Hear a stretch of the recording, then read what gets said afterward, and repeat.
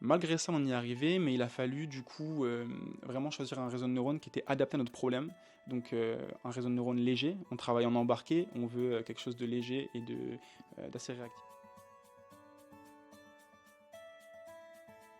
Bonjour, alors je m'appelle Gabriel et je suis en Ingé 3 à l'ECE Paris. Je m'appelle Robin Petit et je suis aussi en Ingé 3 à l'ECE. Donc, notre projet Neural Speech, on l'a fait dans le cadre du cours Calcul embarqué et nous, on a voulu plutôt faire un système de home agent comme Alexa et pour ça, on a utilisé par exemple un speaker ou un petit écran OLED pour afficher l'heure. Rajouter ces composants-là, ça permettait d'instaurer une communication entre l'utilisateur et la machine.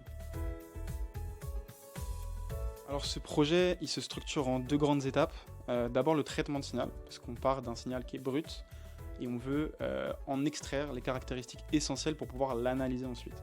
Donc pour ça, il y a énormément d'étapes, de sous-étapes dedans, dont la numérisation du signal, l'échantillonnage, etc., jusqu'à l'extraction des MFCC, donc les coefficients finaux qui vont nous aider à représenter ces caractéristiques-là du signal, qu'on va ensuite pouvoir envoyer à notre réseau de neurones qui va nous prédire un résultat. Est-ce qu'on a dit le mot musique, est-ce qu'on a dit le mot jaune, blanc, etc.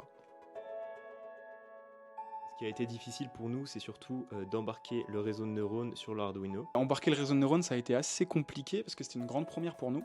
Malgré ça, on y est arrivé, mais il a fallu du coup vraiment choisir un réseau de neurones qui était adapté à notre problème. Donc un réseau de neurones léger, on travaille en embarqué, on veut quelque chose de léger et d'assez réactif. Pas trop de couches dans notre réseau de neurones, pas trop de neurones inutiles pour avoir un réseau de neurones qui prend trop de place en termes de stockage. Et on a dû aussi également le compresser pour pallier à ce problème, avec différents systèmes, comme un système de quantisation qui permet de enlever légèrement de précision au réseau de neurones pour économiser de la place. Donc on a trouvé un bon équilibre entre ces deux mesures-là. Bien sûr, alors il suffit d'appuyer sur le petit bouton poussoir jaune qu'on voit et ça va du coup nous laisser une seconde de temps pour parler. Donc on peut parler tant que la LED verte est allumée. Jaune. Compris. Dès qu'on va formuler une question à notre machine, on va avoir une réponse auditive pour montrer qu'elle a bien compris notre demande. Heure.